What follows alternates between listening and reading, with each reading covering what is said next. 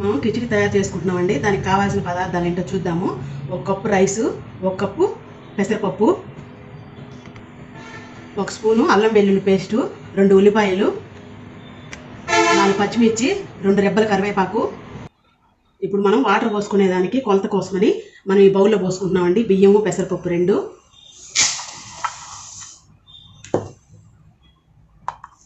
ఇప్పుడు 2 కలిపి బౌల్ నిండా తీసుకున్నాము. ఇప్పుడు వాటరు ఈ బౌల్ తోటి 2 బౌల్స్ పోసుకుంటే సరిపోతుంది.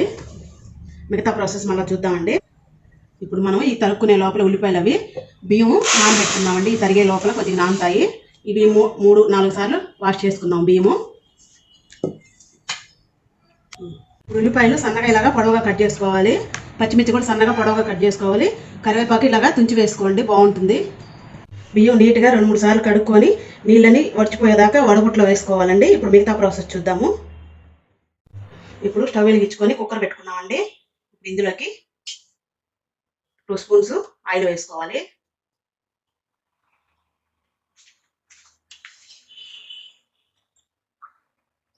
ఇప్పుడు ఇందులోకి కట్ చేసి పెట్టుకున్న పచ్చిమిర్చి,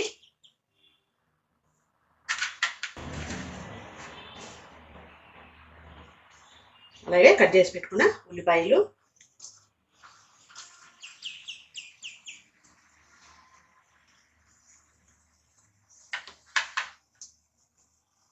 ఇప్పుడు తుంచి పెట్టుకున్న కరివేపాకు కూడా వేసేద్దాము.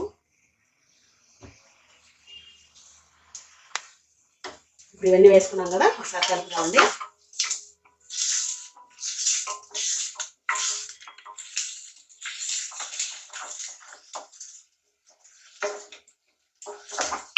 కిచిడి అనేది చాలా సింపుల్ ప్రాసెస్ అండి. చాలా రుచిగా కూడా ఉంటుంది. మీరు కూడా ట్రై చేయండి. టైం కూడా చాలా తక్కువ పడుతుంది.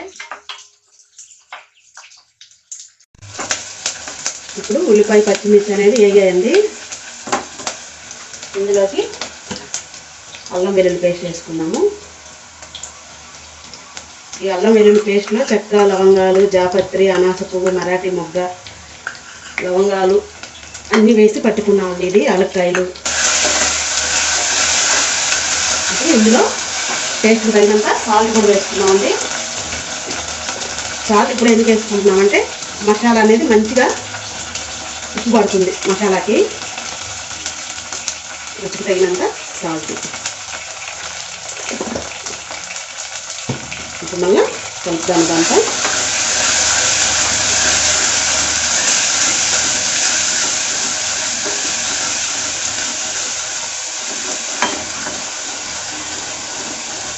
ఇలా కలుపుతూ ఉన్నామంటే అడుగు అనేది మారకుండా ఉంటుంది. ఇప్పుడు మసాలా అనేది వేగిందండి. ఇప్పుడు ఇందులో మనం కడిగి వడబేసుకున్న బియ్యం ఉన్నాయి కదా, అవి వేసేద్దాము.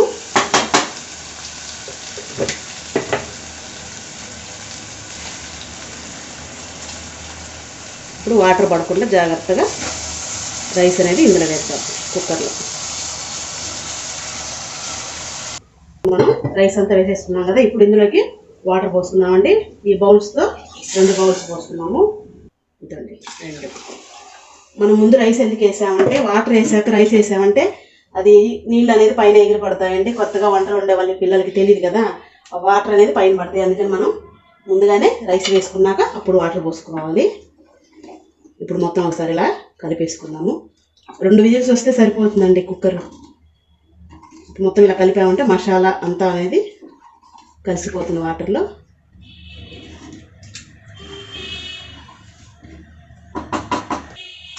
ఇప్పుడు మొత్తం అంతా కలిపేసాం కదా, వాటరు రైస్ అంతా మొత్తం వేసుకున్నాము. ఇప్పుడు కుక్కర్ మూత అనేది పెట్టుకుందాము.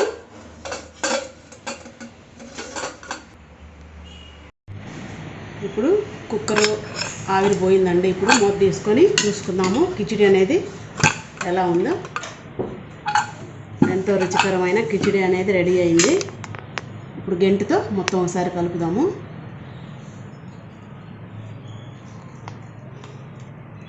ఇది చింతపండు పచ్చడితో కానీ, చింతపండు టమోటా పచ్చడితో కానీ, టమోటా ఊరగాయతో కానీ చాలా రుచిగా ఉంటుందండి. ఎంతో రుచికరమైన కిచిడి అనేది రెడీ అయిపోయింది. మీరు కూడా ట్రై చేసి చూడండి, చాలా రుచిగా ఉంటుంది.